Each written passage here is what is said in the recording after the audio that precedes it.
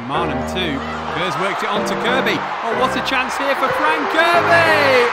1-0 Chelsea.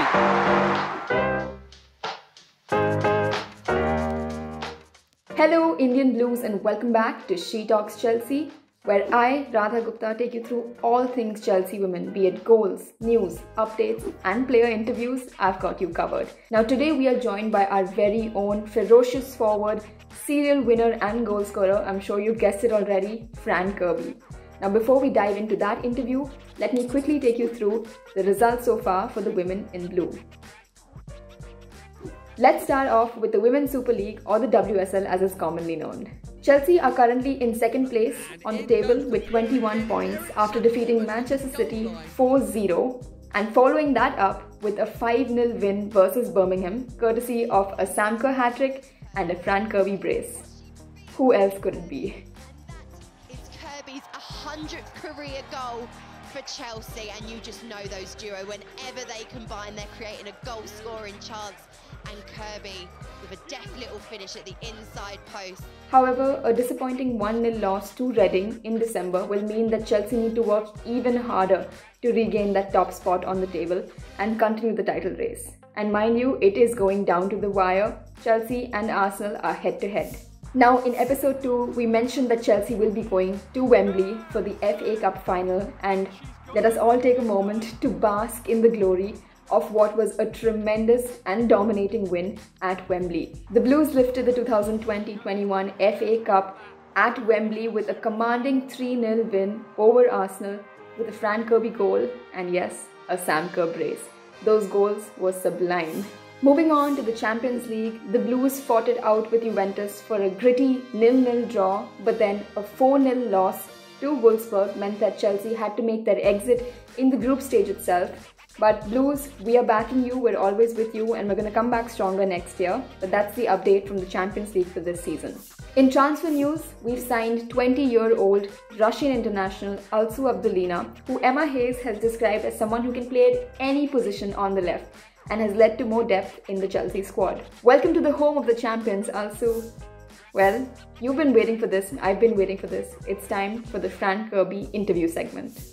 Alright, hi Fran, thank you so much for taking the time out to do this. First things first, a massive congratulations on winning the FA Cup versus our London rivals Arsenal, and in such a dominant fashion I might add. Feels good, doesn't it? Yeah, it's really nice. I think obviously we went into the game, you know, obviously it's a massive game, so you have to try and settle your nerves, try and go in there with some, you know, calmness and try and just focus like it's any other game. And I think we did that really, really well, and I think that showed in our performance and showed kind of the experience that we have in the team to go on and really push in that final. And does this win then go up there as one of your most prized moments with Chelsea across 6 years? Are there any other memories or events that stand out in your title-laden career? Yeah, I mean, obviously that game was amazing because it's the most recent one, but obviously I won the FA Cup in 2018 as well, which was an incredible moment for the team. And yeah, I mean, I think since I've been at Chelsea, all I've really had is good moments because obviously I've always been involved, nearly always been involved in a team that's won a trophy. So, I mean, whenever I win a trophy, it's on the same level. It doesn't matter what game it is, it doesn't matter what trophy it is, I just want to win them. So whenever I do, I don't really focus on, oh, well, that year was better, that year was better. It's just more, oh, that was a great trophy to win. And I mean, you've mentioned the number of trophies Chelsea has won. We talk about Chelsea, we talk about winning. We have to talk about Emma Hayes, don't we? I mean, I think Magda in a recent interview with us spoke about the impact that Emma has had on the team. And a large part of that is visible to us when we watch the team morale, chemistry and the results, of course. How would you describe maybe your own personal relationship with Emma? It's really, really special, and it's something that we've been building for a long time. And I think in the last few years, it's really gone to another level in terms of, you know, the honesty that we have with each other. If she needs advice on anything or if I needed advice on anything, you know, we have that open relationship now where we communicate that.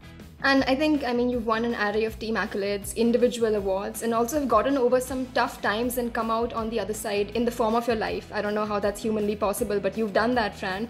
Can you narrow down on any one milestone maybe that you are most proud of in this journey? I think for me, like, the proudest moment was being able to go for a run on a pitch. You know, it wasn't like going to training or anything. I remember we went to the park up in Cobham, me, the doctor, a few of the girls went down there, and, you know, I just jogged around the pitch for 5 minutes. And that was such a special moment, and one that I was really proud of, being able to do it. And even though at that time I did have another couple setbacks after that moment, but to be able to do that moment, it felt really nice. Who, in your opinion, is the fastest in a 100-meter sprint? That would either be Sam or Jess Carter. I think that would be a good race. Yeah. And on media day, who is most excited to be in front of the camera? Erin, without a shadow of a doubt. She loves it. She loves to be all silly, get dressed up and do silly things. Yeah, sure, Erin. Yeah. And finally, in the FA Cup celebration over the weekend, who was the loudest in the dressing room? To be fair, I think everyone was. I don't think there was a person who wasn't. But yeah, I think everyone. Yeah, I mean, we saw a lot of footage, country roads and the whole deal from the dressing room. But obviously one teammate in particular, I think, Fran, when you get interviewed, nobody misses out on her. It's Sam Kerr. Your goal contributions together just speak for themselves. Talk us through your chemistry with her, and we really want the secret. What is it, and how are you so connected almost telepathically? Just something that we've built on from last pre-season. Obviously, when Sam first joined, I wasn't able to kind of play with her because obviously I was on the sidelines, but she came into pre-season really ready to kick on, and I did the same, and we just worked it out. It was just something that just happened. But yeah, I mean, I think for me it's more how honest Sam is as a player. She always works hard. She never, you watch her and she's never walking. She's always trying to make it difficult for the opponent, and I can imagine central defenders with her on the shoulder, they hate it because they know that she has the pace to run in behind. She also can come to feet to drag people in, and I know when I put the ball in the box, she's going to be there, and normally she puts the ball in the back of the net. Just a final question for you, Fran. Women's football is picking up in India, and the pace is picking up rapidly. We played versus Brazil recently, which was a big milestone for us. People are staying up late to watch matches and support the Blues. What advice would you have for the young girls and boys here who aspire to be professional footballers one day? Just get out and play. For me, when I was younger, I was out on the street every single night with my brother, just kicking a football. If we didn't have a football, it was a bottle. If it wasn't a bottle, it was a can. We were just finding anything we could just to kick around a stone or something. We just really enjoyed it. I think that's the perfect way to sum up this interview. I think that's a unique piece of advice that I haven't heard before. And obviously it's worked out for you, Fran. So we're going to trust you on that. Thank you so much for taking the time out, Fran. Looking ahead to a few fixtures that the Blues have in the upcoming months. Starting off with the WSL, the Blues will embark on a consecutive away trips to Everton and Brighton in January.